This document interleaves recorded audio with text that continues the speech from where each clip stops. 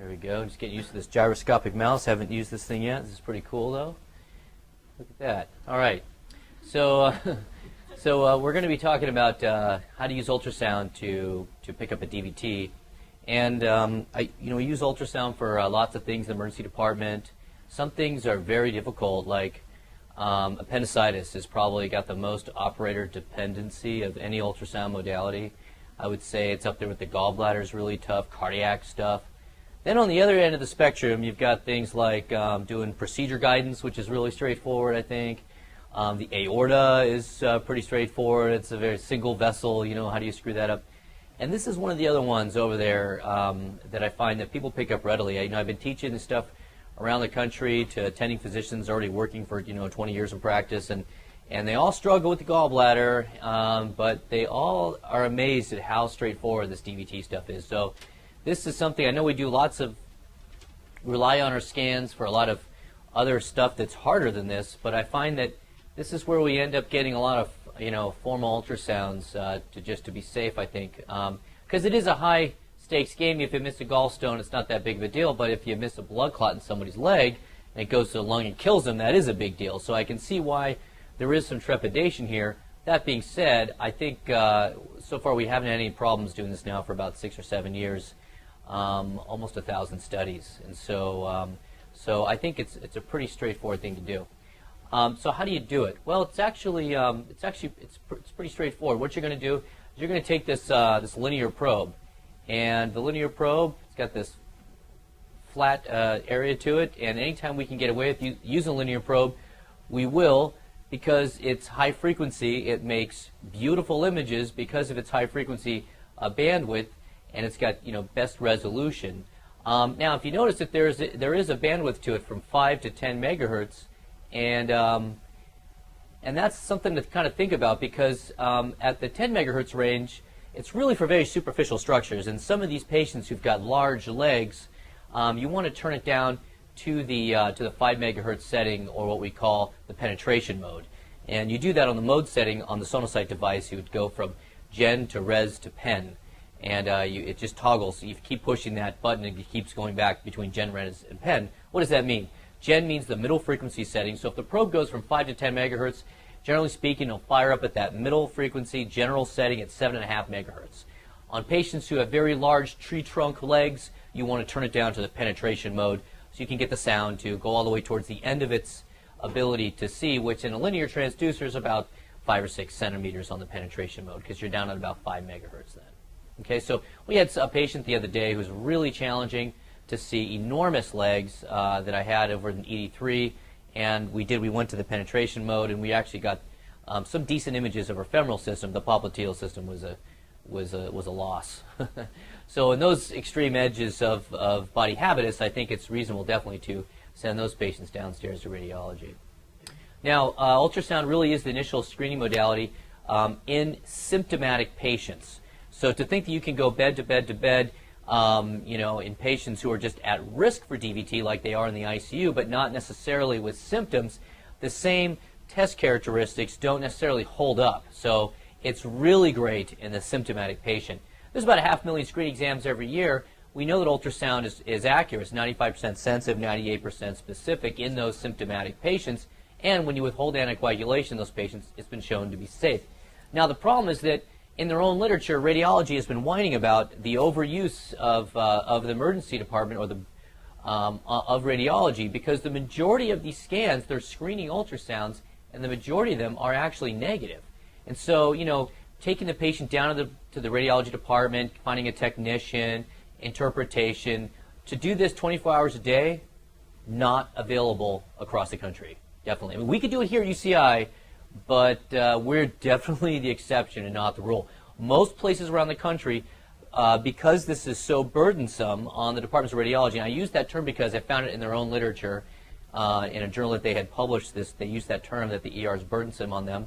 I loved it. I jumped right on that and throw it in my lectures whenever I can. Basically, for around the country, it really is too much to ask somebody to be on call 24 hours a day to rule these out. So what do? You got someone with leg swelling in the emergency department, you don't have ultrasound, you know what you do? you give them Lovenox, and they get another ultrasound the next day. Lovenox, as we all know, is not a benign drug. If you had to inject Lovenox to me right now, you know, based on my lifestyle, I wouldn't really like that at all, to be honest with you. There's some risks there with giving people Lovenox. It's much easier, I think, to just go and do the ultrasound. So how do you do it? Well, just keep in mind, this is some anatomy over here. We've got the femoral area around this area here, and this is the inguinal ligament, and we can see right at that inguinal ligament there, that's where the abdomen turns into the leg, and we can see these vessels that emerge along the leg there, the femoral artery and the femoral vein. And at this very proximal location, you're actually going to be able to see the great saphenous vein. If I can show you right there, that's the great saphenous vein adjoining the common femoral vein. And at that location, that's where you're going to start compressing. Okay, it's really up superior. Okay, way up there by that inguinal ligament. Now, right away, you're going to see a branching of the femoral vein into the superficial and deep femoral veins. And the deep femoral vein is a very small caliber structure. It's actually really hard to see. As soon as it dives right down to the bone, you don't even actually see it anymore. And so because it's small caliber and you can't see it, it's not that clinically relevant anyways if it got a DVT, because it becomes such a small caliber. But you will see the common femoral artery bifurcate into its superficial and profundus arteries, and those structures are very visible on ultrasound. And then you're going to march down the leg, and you'll be able to see pretty much all this vasculature right along here. And then about halfway down or so, it dives into this adductor canal, maybe 2/3 of the way down. You get into this adductor canal. Very difficult to insonate this region right here. It takes people, even in the best of hands, to be able to see this an additional 10 to 15 minutes total for both legs to be able to visualize the adductor canal. But then eventually it gets down into the popliteal fossa. So here it is up here in the groin area. We see the superficial femoral artery, and we can see down here the deep femoral artery with its paired common femoral vein. You can see how they're linked side by side here, lateral, medial. How do you remember that the vein is more medial to the artery? Venus rhymes with penis. Vagina doesn't rhyme with vagina. It starts with the same. I know that's how you remember it. So, yeah, whenever I'm teaching this at the bedside, I have to decide if I'm going to say Venus penis or Venus vagina. But hopefully I get it right most of the time. But so which leg is this? Which leg do you think this is right here? If the indicator here is to the patient's right, is this the left leg or the right leg? Good, it's the left leg, as we're demonstrating here, adjacent in the picture. Excellent. Good. So, and that's kind of the course that the vessel will take. Kind of, this is where you're going to be placing the probe. This is the sonographic window. And then right when you get to about here, you're not going to be able to see the femoral vein very well at all because it dives down in that adductor canal. But eventually, though, it comes all the way down to this popliteal region where we make good visualization of it again. And in that popliteal region, what happens is that the vein comes to the top in the pop, because now we're looking, oops, wait a minute, hold on, go back. Now we're looking we're looking behind the knee. So this is the skin line back here. This is actually posterior, right? Because we're looking behind the knee. The skin line's down posterior. And the first anechoic structure that we see in a transverse plane is going to be our popliteal vein, and the deeper, closer to the bone, will be the popliteal artery. And what happens is eventually that popliteal vein will sort of bifurcate and then ultimately trifurcate and quadrifurcate on you, if that's a word. And that's kind of where you're looking. You're looking up here in the superior aspect of the popliteal fossa down until you see, usually you see it bifurcate right at the top of the calf in that area there. And that's this basically 5 centimeter area that you're trying to compress. That's where you're looking. Now notice here, what I'm doing here is I've got the knee flexed, and I've got the patient's hip externally rotated and the knee flexed. That's the ideal position to put these legs in when you do these popliteal compression techniques. You could take your scan hand is on the probe, and then your other hand I place on the knee. So I'm not doing it right here, but I should. I should have so I scan with my right hand in these cases, and I put my left hand over here on the patient's knee, and then I compress these two structures together. Now sometimes you're looking back in the popliteal fossa and you just don't see what you're looking for. You don't see the popliteal vascular system, and probably because you're too lateral. You want to come more medial, more towards that biceps tendon, okay? and then you'll get to where that popliteal fossa, the popliteal vasculature is. It's kind of adjacent to that tendon area. And what I do then is I just start punching stuff. I start compressing. As I'm compressing, what's happening is I'm starting to see blood vessels open up and close.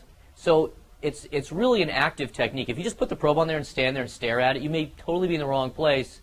Number one. And number two, if you don't start compressing stuff, you may not be able to tell the difference between, you know, like some of the muscle bellies and nervous structures and vascular structures. It's hard to tell. But once you start moving the probe around, then the images start to jump off the screen at you. So this is what it looks like. This is a still image protocol, just to show you what we're looking at here. This is, what do you think SV stands for?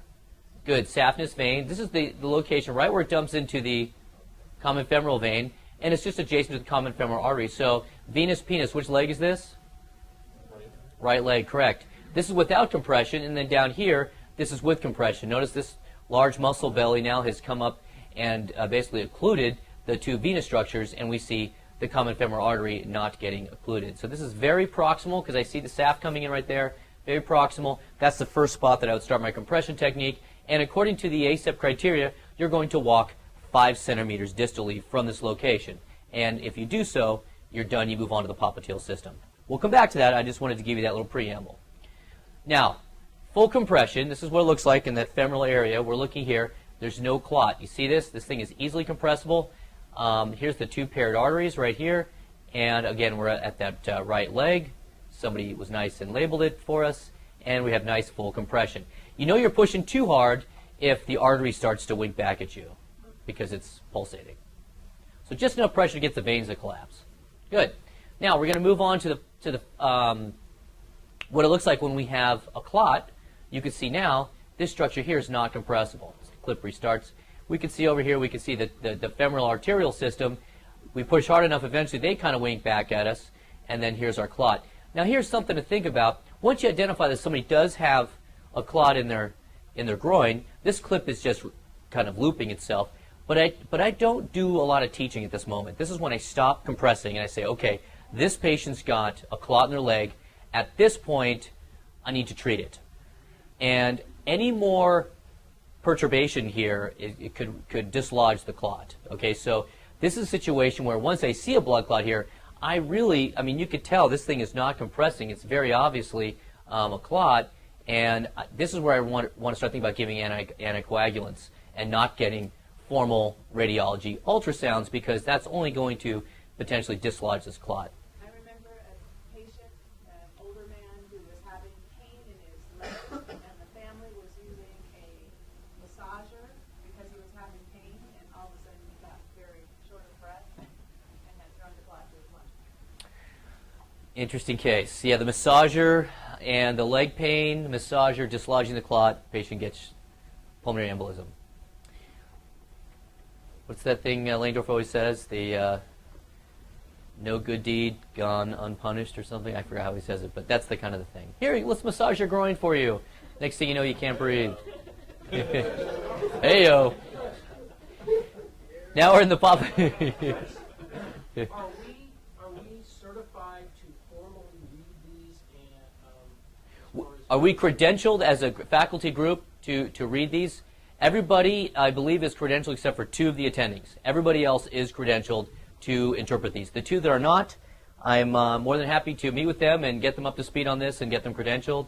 But the other 10 of us are. So the answer to your question is yes. the answer is yes. Yes. Okay, now we're in the pop, and this is what a normal looks like. This is the popliteal artery down here. Here's the popliteal vein seen up here. And again, if you're just standing there staring at it, it might not make sense. You've got to get in there and dig around and compress it, and then you'll start to see the structures winking back at you or not. If we move on to the to one that's a positive, now we can see here's that femoral artery. We're pushing kind of hard on it. It's pulsating, and this structure above it here, this is all the clot up here. So this whole structure here is I said femoral, I meant popliteal. This is all the popliteal vein up here. Remember, the vein comes to the top in the pop. Here's the popliteal vein, popliteal artery. This one's positive for a DVT. Now, the traditional technique, as I alluded to, involves starting up there at the inguinal canal and then marching all the way through that, all the way down until basically you reach the bifurcation of the popliteal vein through that adductor canal, okay? And it also involves, sometimes the adductor canal is called the superficial femoral canal. It also involves using a color flow technique, okay? And the other thing to think about as we go through this and trying to decide how to do this is, do we need to compress every single continuous millimeter, or do we march every 1 centimeter? And the answer is, in symptomatic patients, since clots involve whole or multiple venous segments, you can go every 1 centimeter in the fem and the pop. You don't have to go every single millimeter when you're doing your compressions. But the question still though in your mind is, can I skip this safely and move to the fem and the pop technique without getting in trouble by missing a clot that's isolated here to that superficial femoral canal or adductor canal, okay? And so there's been some literature out there to try to answer that question, limited versus complete technique for low extremity ultrasound. One study was done years ago in radiology. They did a retrospective study with 146 cases, and they did find one patient who had an isolated superficial femoral vein clot. And then they did a prospective study involving only 56 patients, and they found that there was no evidence, no thrombus was missed by the limited exam. Then emergency physicians did this at Christ Hospital the year before I got there to do my fellowship. They took 112 patients, they had 34 DVTs, and they compared themselves to radiology, using radiology as a gold standard. The radiologists were doing a full leg color technique, and it turned out that that they had pretty good agreement. There was one combative patient that the ED called positive, radiology called negative, and there was another patient that the ED called positive, radiology called negative, but the ED was so sure it was positive they ordered a contrast venogram that turned out to be positive. So, although that did count against the statistics when they just looked at emergency ultrasound versus radiology ultrasound, unfortunately. But anyways, they were able to do these in about 3.5 minutes, and the technique, the Doppler technique of augmentation, was not helpful there with a DVT. And that's what all the literature shows, that the Doppler techniques, the color techniques, are unreliable when it comes to their test characteristics. Tim Jang, who's now at UCLA, during his residency at WashU, did this study looking at residents doing ultrasound and found that residents had sensitivities in the 100 percentile range, specificities in the 91 percentile range, with 72 patients comparing themselves to radiology. But really the best study is this one right here. And this study was multi-center, prospective, randomized, consecutive.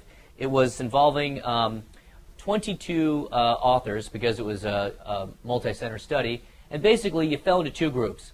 Either you were in a 2-point ultrasound group with a negative D-dimer, or you were in a, so either were in the 2-point compression group with a D-dimer, or you were in the whole leg color ultrasound group.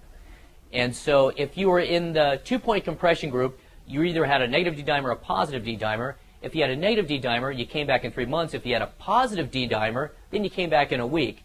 And then if that was, ultrasound was negative, then you went on to have a follow-up in 3 months.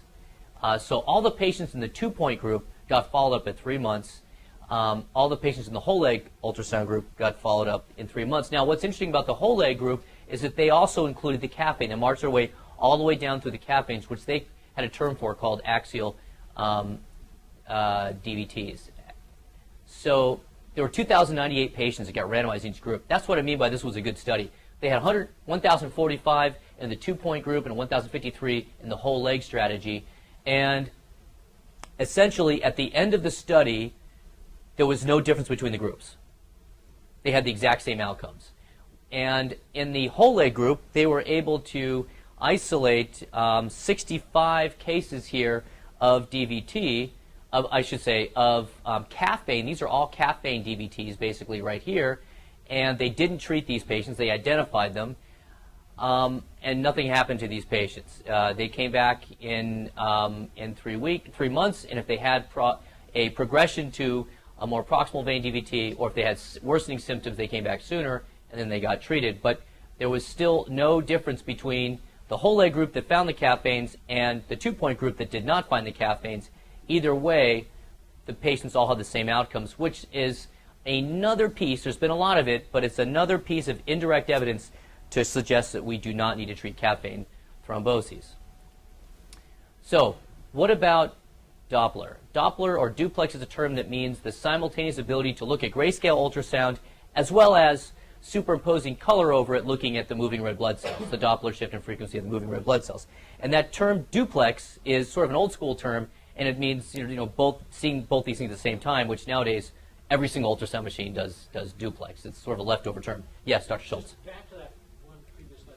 The study, did they look at what was their outcomes? PEs?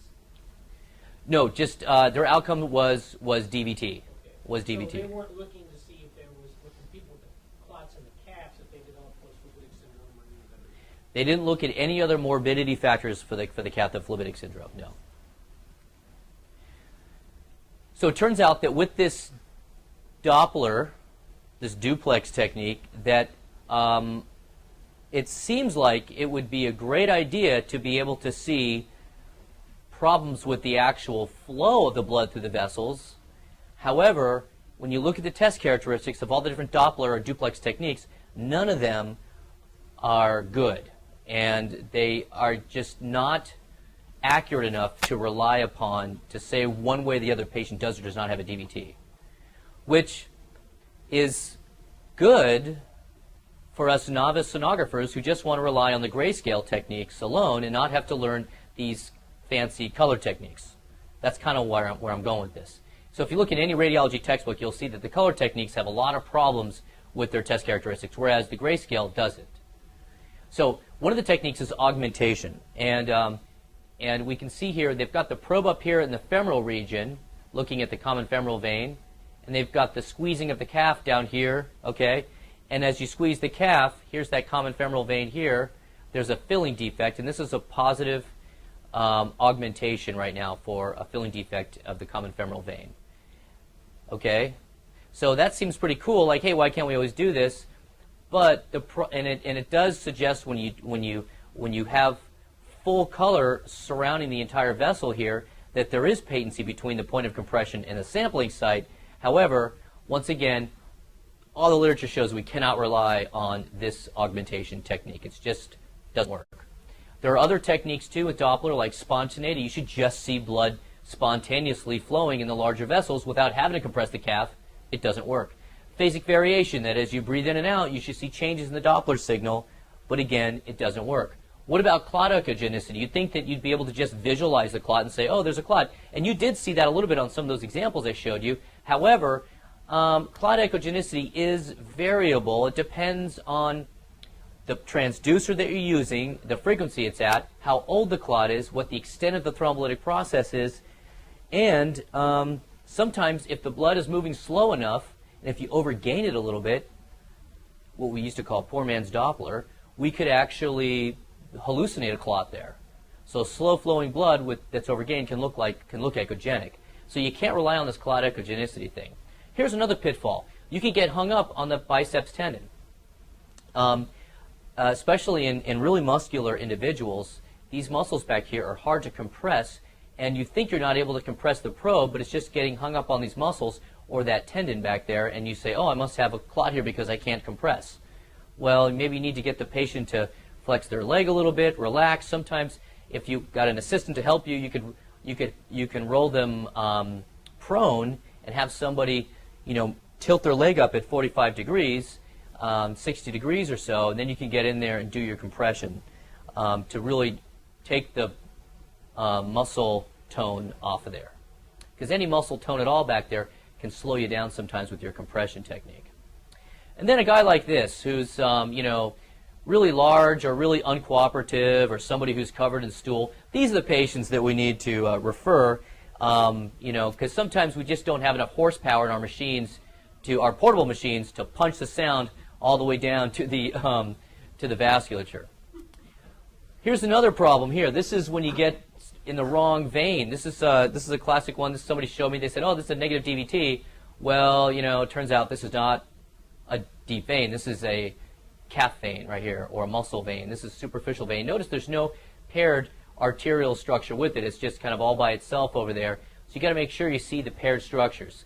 And we've got this all the way down to a second ago, this depth was at 4.6 centimeters, and that's pretty deep. This person's probably got a really large leg, so you might need to If you're having problems getting good visualization, send them down to radiology. So just to kind of ram this point home a little bit more, the primary diagnostic criterion to rule in or rule out a DVT is the non-compressibility of the grayscale. All this other stuff over here, they're all kind of adjuncts, but not reliable one way or the other to rule in or out a DVT. This is a table straight out of a radiology textbook. Okay, so let's go around the room and see if we can answer these questions. Number one, who's on ultrasound right now? Oh, it's Art. Is he still? Yeah, Art. What do you think about this one? I know you just went through the ringer on the M&M case, but so this person came in. I'll tell you a little bit of history. They came in with calf pain and swelling, especially in the popliteal areas. Really, the popliteal area they're having the most discomfort. Young person, no real DVT risk factors, but just a lot of pain back there in the popliteal region.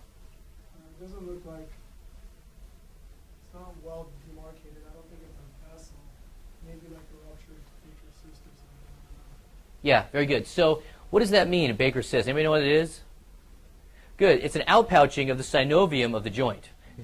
So you guys are excellent. So the synovium of the joint kind of outpouches and it gets in that popliteal area. The patient's got popliteal pain, some swelling back there.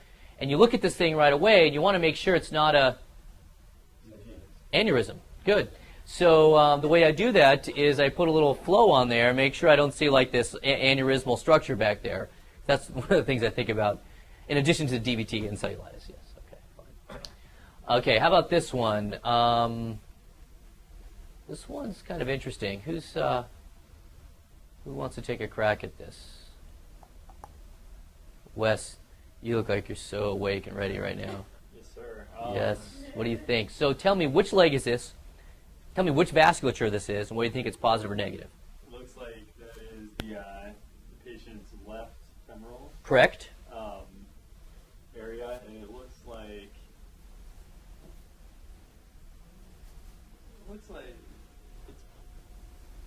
it's pretty. It's not getting 100% compression there, and it looks like he's got like a little like sludging or something. Yeah, like this area right here. See how this is not compressed? This part down here compresses, but then this part right here does not compress. So technically speaking, I mean, this is a positive study. Okay, so it's a positive femoral vein there on the left. It's not fully obstructive, so it's a partially occlusive thrombus in the left femoral. It could absolutely be an old clot. Yep. If someone has real bad vascular disease, like peripheral vascular disease, does that throw off the study? Well, peripheral vascular disease is really on the arterial side of things, and so it doesn't throw off the study from the venous standpoint. You know, I mean, they're going to have a lot of, you know, stenosis and stuff, and narrowing of their arterial side with peripheral vascular disease, but the veins are still easily compressible. Would you treat this? Would I treat this? That is a great question, and I'd have to get more history about the patient. And it turns out with this particular patient, we got some more history, and they were already on Coumadin, and their INR was therapeutic. And so in that case, I wouldn't have to answer your question.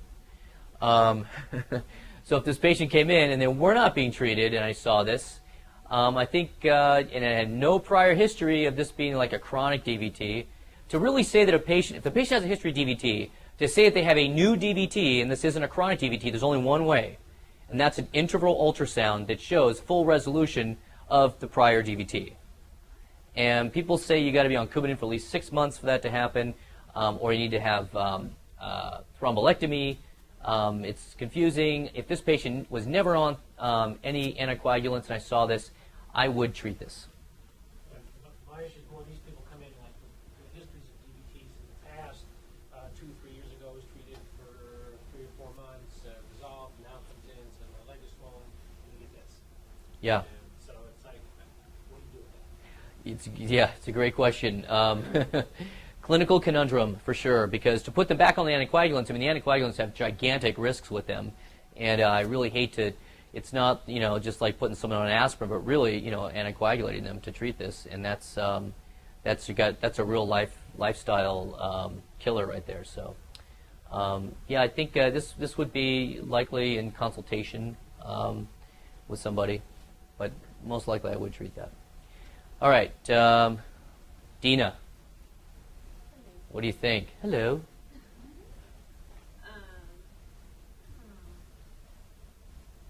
It looks like you're looking at the popliteal fossa. Yes, that's correct. And I think it's compressible. I think yeah, it is compressible. What you're seeing now is that vein being compressed and the arteries right in there. Yeah, so why don't we see the vein right now? You're compressing too hard. Perfect.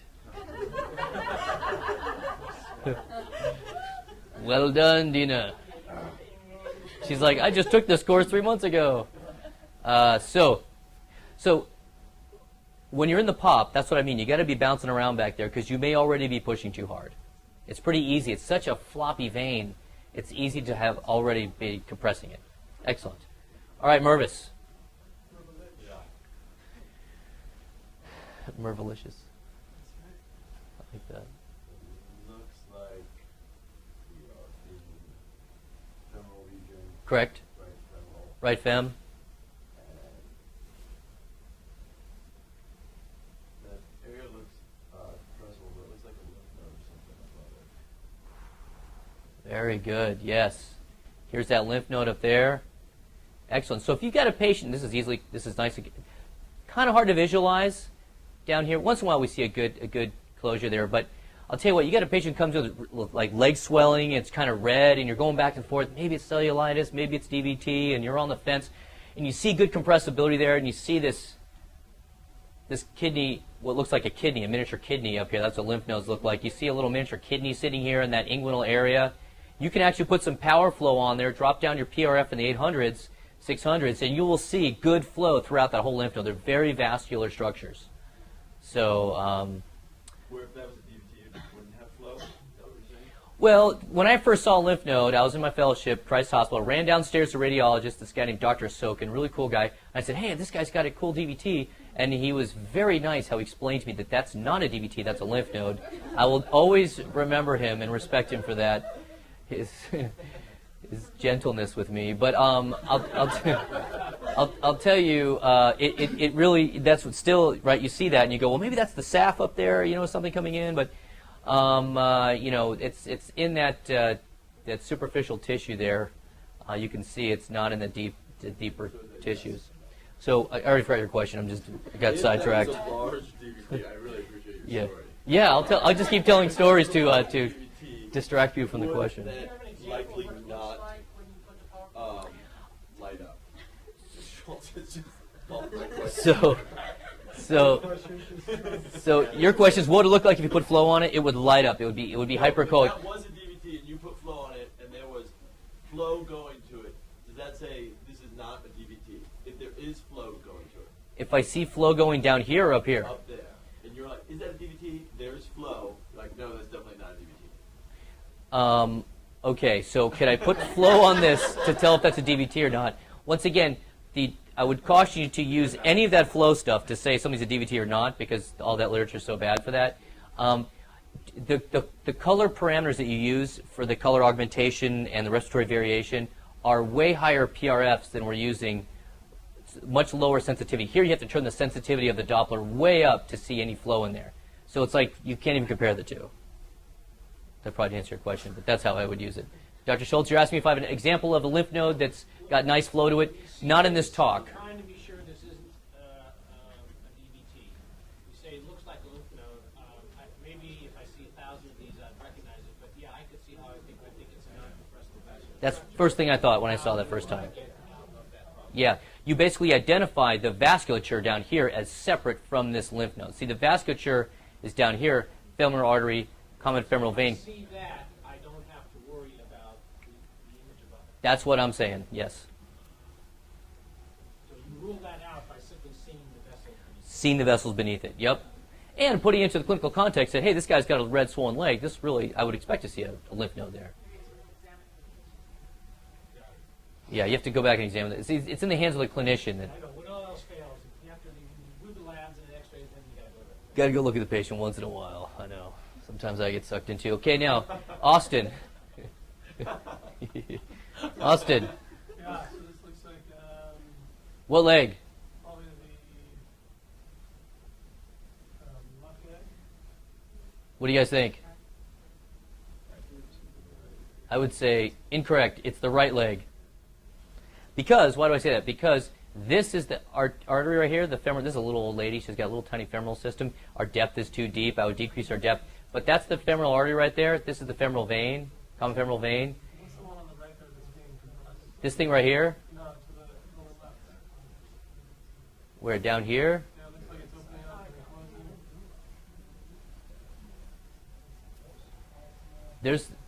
This is an arterial structure down here that's being compressed so hard, I think, that we're starting to see some compression of the arterial system. But what do you think this is right here, this common femoral vein? But I guess I was fooled by the collapsing, I guess, arterial. Part of this thing that's collapsing here is a little bit of this femoral vein that's collapsing a little bit in here too. Yeah, you see a lot.